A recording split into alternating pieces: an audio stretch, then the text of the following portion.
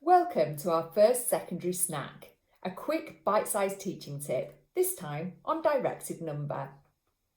So here are all the small steps in the block directed number. You can see that it's aimed at Year 7 in Spring Term 2, so you may well be delivering this at the moment. We're going to focus on just one of these small steps, what happens when we add a directed number. So here you can see the notes and guidance, key vocabulary, key questions and the exemplar questions for this one small step. We're going to look at just one of those exemplar questions, this one. We're going to use that question to answer the key question, why is adding a negative the same as subtracting? And we're going to do this by exploring zero pairs. So here's the question again. All of our exemplar questions are available on a PowerPoint. You'll find these on our website, so you can just download them. They're underneath the overview for each year group on the website. This means that if you've got the PowerPoint, you can edit them to make them suitable for your class. So having a look at that first part of the exemplar question, you can see we've got pink and blue counters. Now actually most schools now use the double-sided counters that are red and yellow. So actually I'm going to change them to red and yellow to match the ones that schools normally have. So taking that first part of the exemplar question, you can see how I've switched the colours there.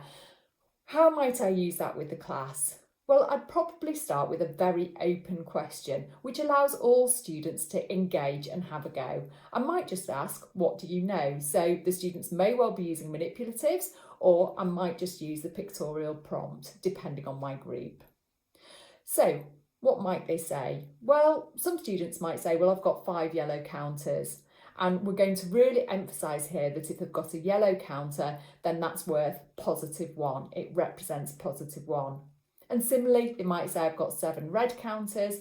So again, we're really emphasising here that a red counter, it always represents -1. So if I've got 7 red counters, it represents -7.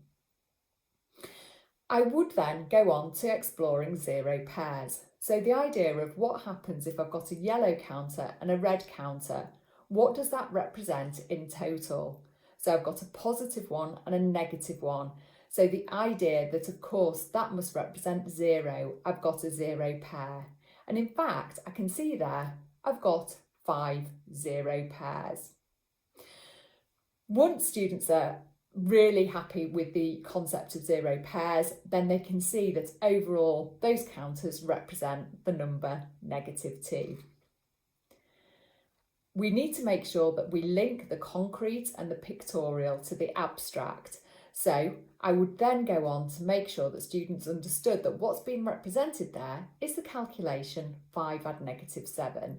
And they can see that 5 add -7, because we have those 5 0 pairs, must be equal to -2. Now, that might not be enough for all students. They may well not be secure with the idea of a 0 pair from that one example. So of course you would want to either scaffold that before you started that exemplar question, or you might want to build on that to make sure that you really get that depth of understanding. So for instance, you might then go on to asking the students if they can represent the number -2 with just 4 counters. In order to do that, the children really need to understand the idea of a 0 pair, so it really emphasises that.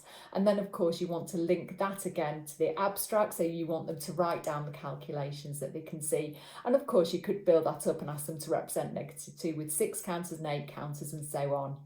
Then a really great assessment for learning question, really getting to know whether they understand this. Can they represent -2 with an odd number of red and yellow counters? And get them to explain their answer. Now, they still may not be secure, so you might want to continue by exploring representations of other numbers. So once that is secure, what would I do next? Well, ultimately, we want students to be able to generalise what happens when we add on a negative. So I find it really useful to use a number line in the classroom as well, alongside the double-sided counters. So my next question would be, how can we represent this on a number line? So we started at 5 and our answer, we know, was -2. So we started at 5, we added on -7 and that was equal to -2. So I'd then ask the students, well, what do you notice?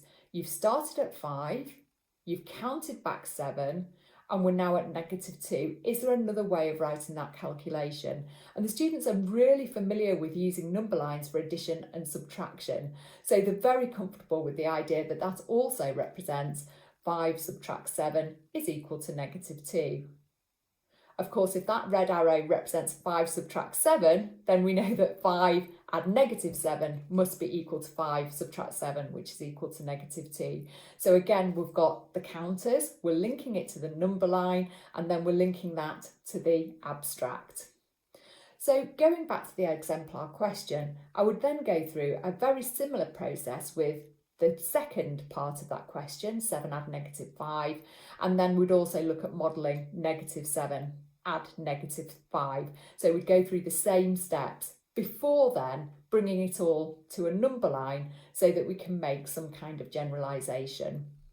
So here we go, we've got 7 add -5 is equal to 2, so I've placed that on the number line. What other calculation does that represent? Well, it also represents 7 subtract 5 is equal to 2.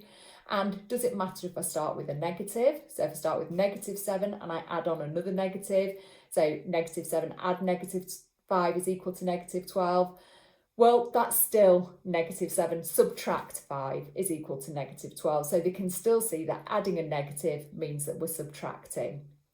And then we can bring it all together in a lovely generalisation to show that actually if I add on a negative, it's exactly the same as subtracting. So I really hope you've enjoyed that bite-size tip, and I hope there's something there that you can use in your classroom. Thank you for watching.